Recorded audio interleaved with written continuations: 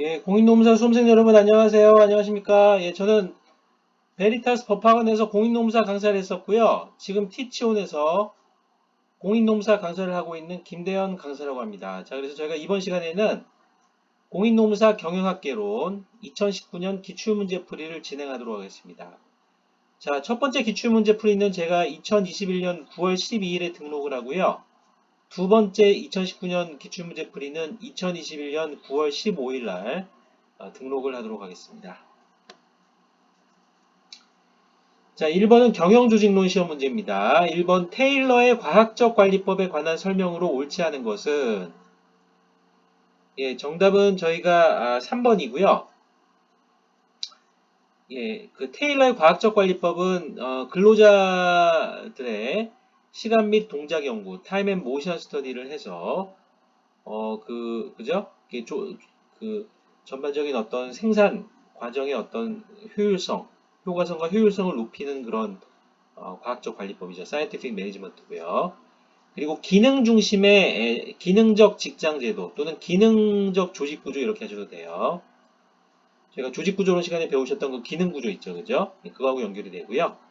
자, 그런데 이제 집단 중심의 보상이 아니고 개인 중심의 보상. 그래서 저희가 차별 성과급 제도를 아셔야 되겠습니다. 테일러란 분은 그 당시에도 이제 성과급 제도가 단순 성과급 제도가 있었습니다만은 표준 과업량을 지정해서 그거 미칠 때 미만일 때에 대해서 임률 예를 들면 생산량 단위당 임률 이런 임률 자체가 그 표준 과업량을 초과하면 이제 달라지도록 설계를 해서 그 근로자들이 일을 열심히 할 수 있도록 유도하는 복률, 임률이 두 개인 복률 성과급 제도 또는 차별 성과급 제도를 주장했죠. 자, 그래서 개인 중심의 보상을 강조했다 이렇게 보시면 되겠습니다. 그래서 오늘날의 성과급 제도도 그 기원은 이제 테일러의 과학적 관리법 또는 테일러 교수의 과학적 관리법으로부터 출발했다고 보셔도 되겠습니다. 테일러란 분은 교수님이라고 보셔도 되고요. 그 당시에 이제 관리자였죠. 그죠? 자, 그리고 과업에 적합한 종업원 선발과 훈련, 그리고 고임금 저노무비 지향 등을 강조하였습니다. 고임금 저노무비는요, 그러니까 차별성과급제 이런 걸 해서 근로자 한 분 한 분당 이제 임금을 많이 드리지만 그분이 열심히 일을 하시면 전체적인 이제 생산성이 올라가면서 기업의 어떤 그 매출액이나 생산량 대비 인건비는 이제 저렴해지는 그런 형태입니다. 고임금을 통해서 근로자분들의 생산성을 올려서 전체적인 이제 노무비는 이제 그 줄어들도록 유도하는 그런 고임금 저노무비 지향이라고 하셔도 되겠어요. 자, 그래서 1번은 3번의 집단 중심의 보상이 아니고 개인 중심의 보상이라고 보셔야 되겠습니다. 자, 이번 매슬로우 교수의 욕구 단계 이론에 관한 설명으로 옳지 않은 것은 자, 그래서 예, 정답은 제가 4번이라고 보시면 되겠고요. 그 성장 욕구 그로스 니즈는 저희가 엘더퍼 교수의 그죠? ERG 이론,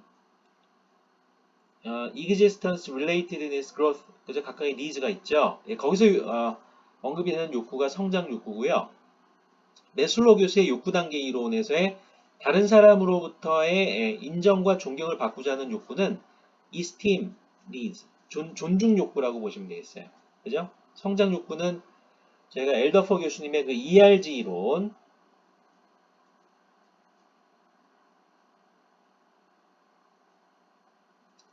ERG 이론에 나오는 용어고요. 자, 그래서 4번이라고 해주시고요.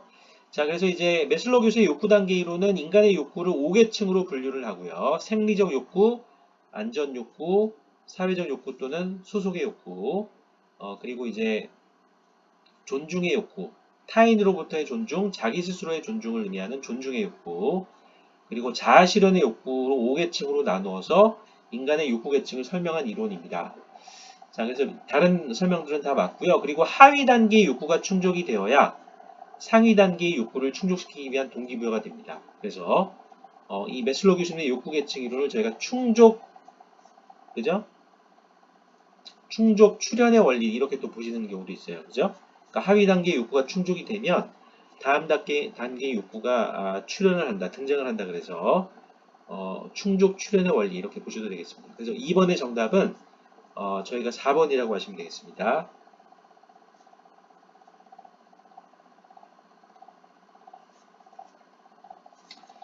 3번 균형 성과표 밸런스드 스코어카드에 해당하지 않은 것은 3번의 정답은 3번 사회적 책임 관점이죠. 밸런스드 스코어카드라고 하는 것은 그 카플란 교수님, 하버드대학교 경영대학원의 카플란 교수님하고 데이빗 노턴이라는 그 컨설턴트 두 분이 이제 같이 연구를 해서 만드신 개념이죠. 그 전에도 조직의 성과관리 기법으로서 재무 관점이 강조가 됐습니다만은 이 카플란 교수님이 하버드대학교 경영대학원에서 관리회계 교수님이셨는데요. 이제 강의를 하다가 전반적인 조직의 발전과 성과관리 위해서는 재무 관점도 중요하지만 이를 뒷받침하는 고객 관점과 그리고 내부 프로세스 관점 그리고 학습과 성장 관점이 균형감 있게 관리가 될 때 그 조직이 발전을 한다. 그래서 도출이 된 게 균형성과표예요. 오늘날 거의 대다수의 이제 정부 조직도 그렇고요. 공공기관들도 있습니다만 민간기업 조직들은 다 균형성과표 시스템을 활용해서 성과관리가 됩니다. 그 회장님부터 밑에 말단 직원까지 해서 회장님, 부회장님, 사장님 전부 그죠? 그 밑에 이제 뭐 전무님, 부사장님, 뭐 사장님, 전무님 전부 임원분들, 이사님, 뭐 상무님 그죠? 부장님, 차장님 또는 이제 뭐 책임님, 선임님 이렇게 하기도 하고요. 사원급 선임님, 책임님 일반 이제 그 밑에 직원부터 해서 전체 이제 조직 구성원들이 다 균형성과표로 이제 성과관리가 이루어집니다. 3번의 균형성과표에 해당하지 않는 것은 3번 사회적 책임이라고 하시면 되겠습니다. 사회적 책임 관점. 자, 4번의 강화계획 Schedules of Reinforcement에서 불규칙한 횟수의 바람직한 행동 후 강화 요인을 제공하는 기법은 밑에 제가 설명을 넣어드렸죠. 이게 좀 이게 어려울 수가 있습니다. 그죠? 변동 비율 강화이고요. 그래서 정답은 4번의 4번이 되겠습니다. 강화 이론은 이제 스키너 교수님이 발전을 많이 시키셨죠. 그죠? 그래서 거기서의 강화 계획, Schedules of Reinforcement의 종류는 이게 동기부여 이론하고도 연결되어 있죠. 연속적 강화라고 하는 것은 행동이 일어날 때마다 강화 요인을 제공하는 것이고요. 이제 연속적 강화가 아닌 것을 단속적 강화라고 하는데 이것이 이제 간격 조정인지 비율 조정인지에 따라서 고정 간격 강화, 변동 간격 강화, 고정 비율 강화, 변동 비율 강화 이렇게 총 5가지 방법이 있습니다. 그 중에서 이제 그러니까 연속적 강화를 포함해서 5가지고 단속적 강화에는 4가지 방법들이 있죠. 고정 간격 강화는요, 바람직한 행동에 관계없이 일정한 간격으로 규칙적으로 강화 요인을 제공하는 것으로서 예를 들면 매월 25일에 봉급이나 급여가 지급이 되면 그죠? 보수나 봉급이나 급여가 지급이 되면 고정 간격 강화가 되겠고요. 변동 간격 강화는요. 일정한 간격을 두지 않고 변동적인 간격으로 불규칙적으로 강화 요인을 사용하는 거예요. 그래서 예를 들면은 이거는 이제 그죠?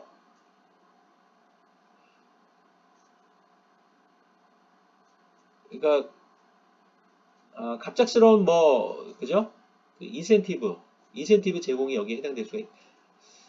이건 좀 특별 보너스는 변동 비율 강화에 해당되고요. 변동 간격 강화는 그냥 약간 고정 간격 강화 관계없이 약간 간격이 좀 변동 간격으로 해서 약간 불규칙적으로 이렇게 보너스가 지급되는 특별 보너스보다는 간격에 중심을 두고 그렇게 어떤 유인 체계가 제공이 될 때 변동 간격 강화라고 보시면 되겠어요. 그러니까 매월 25일에 매월 급여가 딱 정해진 간격으로 지급되는 것이 아니고 그 간격 비율이 좀 조정이 되면서 지급이 될 때 변동 간격 강화가 되겠습니다. 고정 비율 강화는요, 일정한 비율 또는 횟수에 대하여 강화 요인을 제공하는 것이고요. 예컨대 매출액 증가율에 비례하여 성과급 지급, 그죠? 그래서 딱 매출액 증가율이 있고 거기에 이제 연동해서 성과급이 지급이 되면은 고정 비율 강화가 되겠고요. 변동 비율 강화는 불규칙적인 비율 또는 횟수에 대하여 강화 요인을 제공하는 것입니다. 예컨대 특별 보너스가 여기에 해당된다고 보시면 되겠어요. 그러니까 이거는 어떻게 이해를 하시면 되냐면은 자 보세요. 특별 보너스는 변동 간격 강화에도 해당되고 변동 비율 강화에도 해당됩니다. 제가 설명해 드릴게요. 자, 그 수시로 갑자기 그죠? 불시에 뭔가 점검을 해서 뭔가 성과가 잘 나타났을 때 지급이 되는 것은 변동 간격 강화 특별 보너스가 되겠죠. 변동 비율 강화 특별 보너스는요, 이런 겁니다. 고정 비율 강화는 예를 들면은 전년 대비 매출액이 5% 증가했을 때 그에 연동해서 성과급을 뭐 200만 원 지급. 전년 대비 매출액 증가율 5% 이상 시 성과급 200만 원 지급하면 고정 비율 강화가 되고요. 경쟁사 대비 그죠? 경쟁사 매출액 대비 자사 매출액이 예를 들면 105% 이상일 때 성과급을 300만 원 지급 이렇게 되면 변동 비율 강화가 되겠어요. 이해되시겠죠? 변동 간격 강화에도 특별 보너스가 들어가는데 이거는 예를 들면 이제 임원분이 갑자기 불시에 저 라인 생산 라인에 오셨을 때 뭔가 생산성이 잘 관리가 되고 있다 해서 경력금 형태로 지급이 되는 형태의 변동 가격 강화가 이제 특별 보너스가 될 수 있고요. 변동 비율 강화는 고정 비율 강화는 자기 회사 기준 딱 비율이 정해져 있어요. 매출액이 그죠? 그 계획 대비 예를 들면 105% 이상시 또는 전년비 성장률이 5% 이상시 성과급을 그러니까 전년비 성장률 5% 이상 또는 계획비 105% 이상 시 성과급 200만 원 지급하면 고정 비율 강화가 되고요. 경쟁사 매출에 따라서 이제 연동이 되도록 이렇게 비율을 바꿔버리면은 이제 특별 보너스도 이제 변동 비율 강화가 되는 겁니다. 이해되시겠죠? 그래서 어, 그래서 4번의 그 정답은 4번의 변동 비율 법이라고 보시면 되겠어요. 그죠? 그래서 그러니까 불규칙한 횟수, 그죠? 그 시간적인 간격이 그게 이제 중심이 되면은 그것이 이제 변동 간격 강화가 되지만은 불규칙적인 어떤 비율, 제가 아까 설명해 드렸던 경쟁사 대비 105% 이상 또는 불규칙한 횟수 기준으로 해서 인센티브가 지급이 될 때는 변동 비율법이 되겠습니다. 네, 4번의 정답은 4번 변동 비율법을 해주세요. 자, 5번 아담스의 공정성 이론에서 JS 아담스 교수님이죠. 조직 구성원들이 개인적 불공정성을 시정하기 위한 방법에 해당하지 않는 것은 이 아담스 교수는 저희가 과정 이론에 해당하는 공정성 이론을 제시했고요. 조직에 기여했다라고 여기는 주관적인 겁니다. 인식이 되는 인풋 대비 조직으로부터 내가 받았다고 인식이 되는 아웃풋의 비율을 활용해서 동기부여를 설명했어요. 그래서 그 공정성, 그러니까 내가 뭔가 중거인물로 삼고 있는 그 인물의 투입 산출 비율에 비해서 자신의 투입 산출 비율을 비교해서 그렇게 이제 동기부여가 된다는 이론이 공정성 이론이고요. 자, 그래서 이제 보통은 이제 과소 보상하고 균형 있는 보상, 과대 보상이 있죠. 자, 그래서 저희가 예상되는 패턴은 그 과다 보상이 이루어지면 보통 인풋을 늘린다고 알려져 있어요. 왜냐하면은 여기는 산출의 변경이 나와 있습니다만은 보통 이제 그 산출 자체를 뭔가 과다 보상이 주어졌을 때 자신이 이제 조직에 대해서 기여했다고 인식되는 인풋 대비 과다 보상이 지급이 됐을 때 공정해야 됩니다. 그 보상을 돌려드리겠어요 하는 경우 거의 없죠. 그래서 산출을 좀 조절하기는 쉽지가 않기 때문에 그 산출 비율을 맞추기 위해서 인풋을 더 늘린다는 거예요. 이 이론에 의하면. 그래서 약간은 과다 보상이 지급되면 더 열심히 일한다 뭐 이런 형태가 되겠습니다. 자, 그리고 이제 중거인물과 비교했을 때 여기는 references라고 돼 있어요. 여러 명이 될 수도 있고 한 사람이 될 수도 있어요. 그 중거인물의 투입 산출 비율과 비교했을 때 같은 비율이다 하면은 그냥 공정하다고 인식을 하는 겁니다. 그래서 계속 이제 꾸준히 그 조직을 위해서 계속 이제 성과를 내고 이제 인풋을 넣어서 아웃풋을 이제 받는 형태가 되겠죠.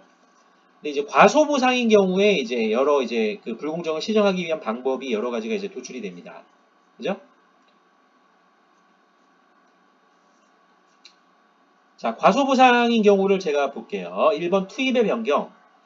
과소보상인 경우에 이제 약간은 좀 낙담을 하게 되면은 그냥 그 인풋을 줄여버립니다. 그러니까 열심히 안 하게 되는 거예요. 투입을 변경할 수도 있어요. 또는 그 산출의 변경. 이 산출의 변경은 뭐냐면은 여기서 이렇게 하시면 됩니다. 그러니까 직장 상관에게 한번 호소를 해보는 겁니다. 내가 투입한 인풋 대비 아웃풋이 너무 조금 나왔다. 나한테 추가적인 아웃풋을 주십시오 하고 산출의 변경을 시도하는 경우도 있어요. 어렵지만 그게 받아들여지면은 이제 또 공정 비율로 갈 수도 있어요. 근데 그게 받아들여지지 않으면 다음 기회를 활용하게 됩니다. 자, 3번은 투입과 산출에 인지적인 왜곡을 해서 그냥 현실에 안주하는 경우도 있어요. 이게 괴로우니까 그죠? 중고인물의 투입 산출 비율과 비교했을 때 과소보상이 주어졌다고 인식이 되면 좀 괴로울 수도 있으니까 그냥 인지적으로 왜곡하는 형태도 있고요.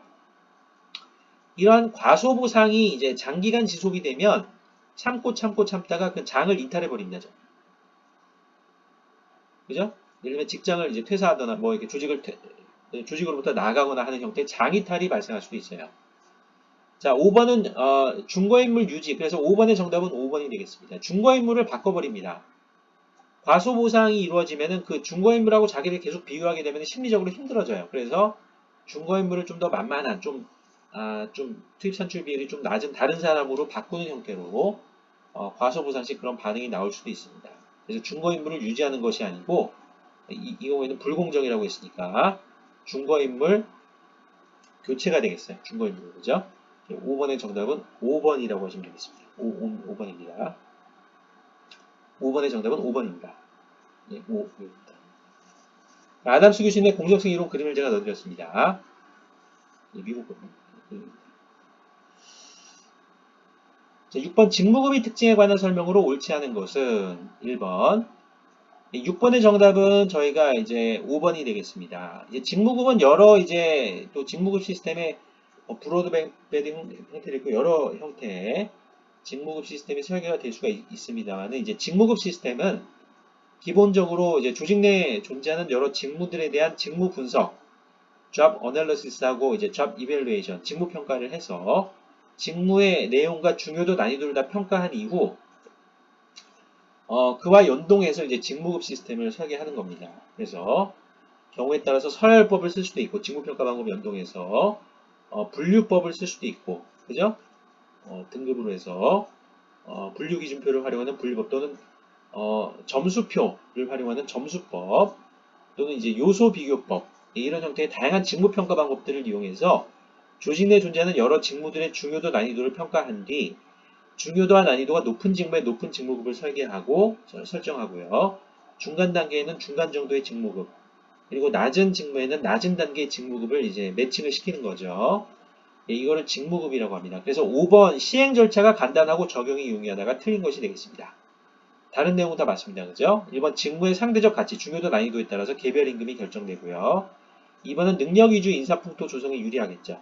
그러니까 중요도와 난이도가 높고 그러니까 중요하고 어려운 직무를 하는 분들에게 추가 급여가 지급이 되니까 그런 능력주의 인사풍토가 조성이 될 수 있어요. 3번 인건비의 효율성이 증대될 수 있죠. 중요도와 난이도가 높은 직무 그만큼 이제 노력을 더 쏟는 그런 조직 구성원분들에게 추가 인건비들이 지급이 되니까 인건비의 효율성이 증대된다 이렇게 보셔도 되겠어요. 4번 동일 노동 동일 임금 실현이 가능해지죠. 조직 내 여러 직무들을 이제 분석하고 평가해서 동일 노동에는 동일 임금이 지급이 된다. 실현이 가능해지는데 5번 시행 절차가 간단하고 적용이 용이하다. 이것이 틀린 답이 되겠습니다. 그래서 6번의 정답은 5번이 되겠습니다. 인사노모렘. 자, 7번입니다. 노동조합의 조직 형태에 관한 설명으로 옳지 않은 것은 7번의 정답은 2번이 되겠고요. 다른 내용은 다 맞습니다. 1번부터 볼게요. 직종별 노동조합은 동종 근로자 집단으로 조직되어 단결이 강화되고 단체 교섭과 임금 협상이 용이하다. 이게 개별 기업 단위가 아니고 직종별로 노동조합이 형성이 되어 있어요. 그래서 개별 이제 기업별 노동조합에 비해서 물론 하나의 기업이 뭐 삼성전자나 LG전자 엄청나게 큰 형태의 기업들도 있습니다. LG화학이나 LG솔루션이나 뭐 그죠? 많죠, 그죠? LG그룹, LG디스플레이, 뭐 LGU 플러스, 그죠? 그리고 뭐 크래프톤 이런 데도 있고, 그 삼성전자, 삼성엑스텐 이런 데도 있고, 그죠? 현대자동차, 기아 뭐 이런 데도 있는데요. 쌍용자동차, 뭐 한국 GM자동차도 있고, GM코리아, 그죠? 르노, 삼성전자 이런 데도 있는데요. 자, 그래서 이제 이런 형태의 이제 하나의 기업이 굉장히 큰 경우도 있습니다. 보통은 직종별 노동조합은 개별 기업 단위 노동조합에 비해서 이제 크기가 크겠죠. 자, 2번 일반 노동조합은 숙련 근로자들의 최저 생활 조건을 확보하기 위한 조직으로 초기에 발달한 형태이다. 틀렸습니다. 영어로 제너럴 유니언인 일반 노동조합은요. 숙련 근로자들이 아니고 미숙련 근로자들의 최저 생활 조건을 확보하기 위한 조직이 되겠습니다. 그래서 전국 여성 노동조합이 대표적인 예라고 보시면 되겠어요. 대표적인 예입니다. 자, 3번 기업별 노동조합은 조합원들이 동일 기업에 종사하고 있으므로 근로조건을 획일적으로 적용하기가 용이하다. 맞죠?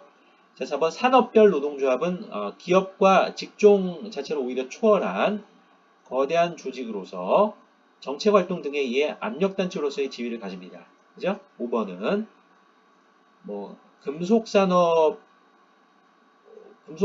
노동조합 이런 것이 대표적인 예가 되겠습니다. 또는 금융산업의 노동조합인데 이제 금속산업의 노동조합 이런 것들이 이제 산업 단위로 구성이 되니까요. 개별 기업과 직종을 넘어서서 굉장히 큰 규모가 되겠습니다. 크기가 크죠.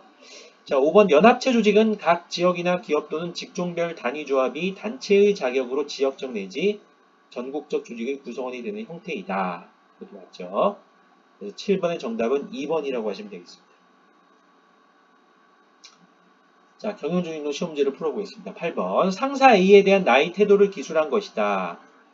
다음에 해당하는 태도의 구성 요소를 옳게 나열한 것은 그죠? 자, 저희가 보겠습니다. 기억. 나의 상사 A는 권위적이다. 저희가 이제 상사 A의 그죠? 성격이 약간 권위적이다. 이걸 저희가 인지를 한 거예요. 일단 태도를 형성하는 과정에서 인지를 합니다. 자, 그래서 기억은 인지적 요소이고요. 니은 나의 상사 A가 권위적이어서 좋아하지 않는다. 권위적인 걸 인식을 했는데 그 이후 좋아하지 않는다. 이렇게 되면은 좋아하지 않는 감정이 생긴 겁니다. 그래서 감정적 요소가 되겠죠. 니은은 감정적 요소고요. 디귿 나는 권위적인 상사 A의 지시를 따르지 않게 나는 권위적인 상사 A가 싫기 때문에 좋지 않기 때문에 지시를 따르지 않겠다 하면은 행동적 요소가 되는 겁니다. 그래서 기억은 저희가 이제 그 인지적 요소이고요. 니은은 감정적 요소이고요. 디귿은 행동적 요소가 되겠습니다. 그래서 8번의 정답은 4번이 되겠습니다. 그죠?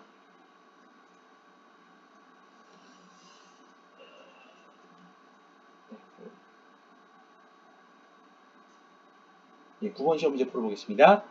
프렌치와 레이븐의 권력 원천 분류에 따라 개인적 원천의 권력에 해당하는 것을 모두 고른 것은 자, 밑에 제가 설명을 해놨습니다.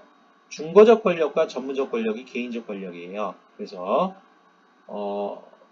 니은 디귿이 되겠습니다. 그죠? 그래서 9번의 정답은 저희가 2번이라고 하시면 되겠습니다. 자, 밑에 제가 설명을 얻었는데요. 프렌치 교수님하고 레이븐 교수님이 구분한 5가지 권력 유형은 크게 공식적 권력이라는 것이 있고 개인적 권력이 있죠. 공식적 권력이라고 하는 것은 개인이 사회적으로 점유하고 있는 지위로부터 파생되는 권력이고요. 개인적 권력은 개인적 특성, 트레이스에서 파생되는 권력입니다. 그래서 공식적 권력에는 강압적 권력, 보상적 권력, 합법적 권력이 있고요. 개인적 권력에는 중거적 권력, 그리고 전문적 권력이 있습니다. 자, 이렇게 설명은 다 여기 밑에 읽어보시고요. 그래서 9번의 정답은 2번, 니은과 디귿이 되겠습니다. 인사농부 관련 10번 시험 문제 풀어보겠습니다. 모집 방법 중 사내 공모제, 잡 포스팅, 그러니까 사내 포스팅 공고를 하는 거죠. 일자리가 여기 났으니까 응시를 하십시오 하고 예, 모집이라고 하는 것은 광범위한 인력의 풀을 그죠? 형성하는 작업이고 이제 사내 공모로 인력 풀이 형성이 되면 거기서 가장 적합한 분을 이제 선발을 하시겠죠.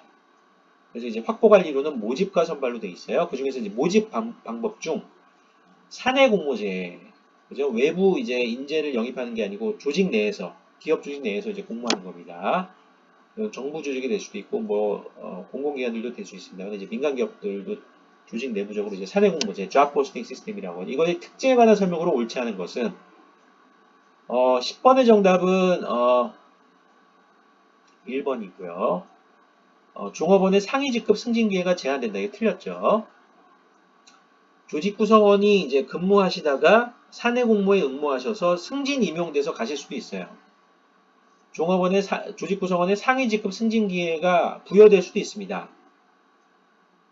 그래서 1번이 틀렸고요. 2번 외부 인력의 영입이 차단되어 조직이 정체될 가능성이 있죠.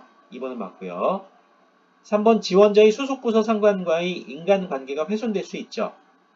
그러니까 사내 공모제를 내서 조직 내 이동을 하게 되면은 아무래도 그 소속 부서 상관은 좀 싫어할 수가 있습니다. 자기가 이제 육성에서 키워서 계속 근무를 하고 싶은데 이 사람이 갑자기 다른 조직으로 가버린다 하면은 좋아하지 않을 수 있어요. 그래서 지원자의 소속 부서 상관과 인간관계가 훼손될 수 있어요. 4번, 4번 보겠습니다. 특정 부서의 선발 시 연고주의를 고집할 경우 조직 내 파벌이 조성될 수 있죠.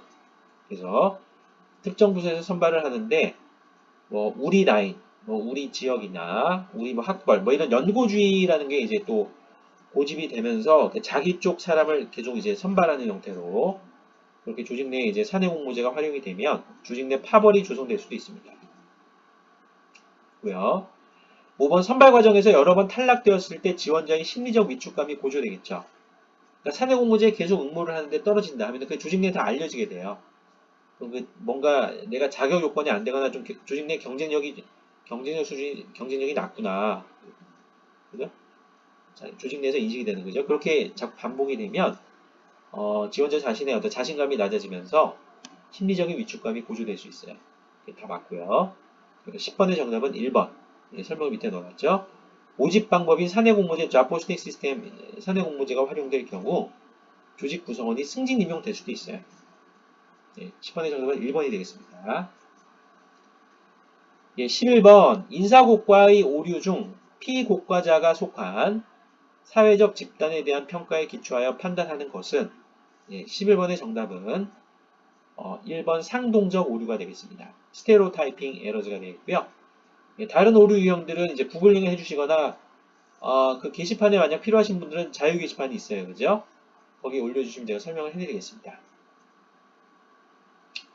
이건 저 설명내용이 워낙 길기 때문에 제가 따로 이제 자유 게시판에 궁금하신 내용을 올려주시면 제가 설명을 다 해드릴게요. 12번 집단 의사결정의 특징에 관한 설명으로 옳지 않은 것은 그죠?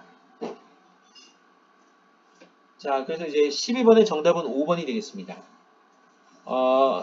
그 사선책을 채택하는 오류가 발생하지 않는다. 집단 의사결정이 잘 이루어지는 경우도 있습니다만은 제가 밑에 설명을 드렸죠. 집단 의사결정 시 집단 사고나 집단 양극화 등이 발생할 수 있어요. 그죠? 그룹 싱크나 그룹 폴러라이제이션 이런 것들이 발생할 수 있기 때문에 특히 집단 사고와 연계해서 차선책을 선택하는 오류가 발생할 수 있어요. 집단 양극화라고 하는 것은 조직 내 이제 집단 의사결정이 이루어지면서 의견이 나뉘는 극단적으로 나뉘는 현상을 집단 양극화라고 하고요. 그룹 폴러라이제이션, 그룹 싱크 집단 사고라는 것이 조직 구성원들끼리 뭐 과잉 동조 이런 형태로 해서 집단 내에서 이제 의사결정이 이루어지면서 약간은 무비판적으로 그냥 수용하게 되는 그러니까 조직 내 활발한 어떤 커뮤니케이션 의사교류와 뭐 이런 걸 통해서 시뮬레이션을 통해서 이제 아주 정밀한 의사결정이 되는 것이 아니고 집단 조직 구성원들 내에서 약간은 뭐 그러니까 동조 오류, 과잉 동조 이런 것들이 일어나면서 그냥 저 사람이 얘기했으니까 맞나보자 하고 그냥 묻어가는 겁니다. 그렇게 되면 이제 집단 사고가 될 수 있어요.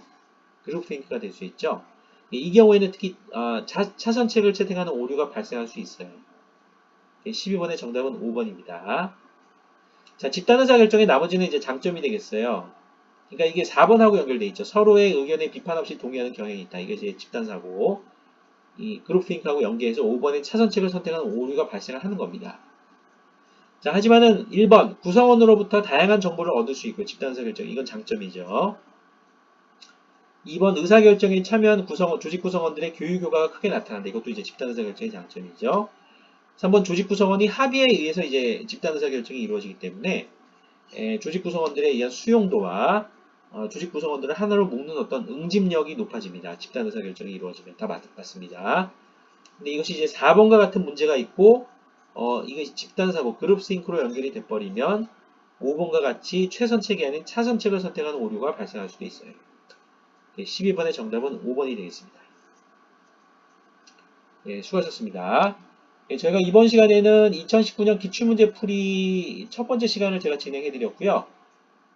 그리고 이제 제가 그 2021년 9월 15일에 두 번째 기출문제 풀이를 올려드리겠습니다. 그래서 이 공부를 열심히 해보시고요. 제가 이제 다양한 기출문제들을 올려드릴 테니까, 풀어보시기 바랍니다.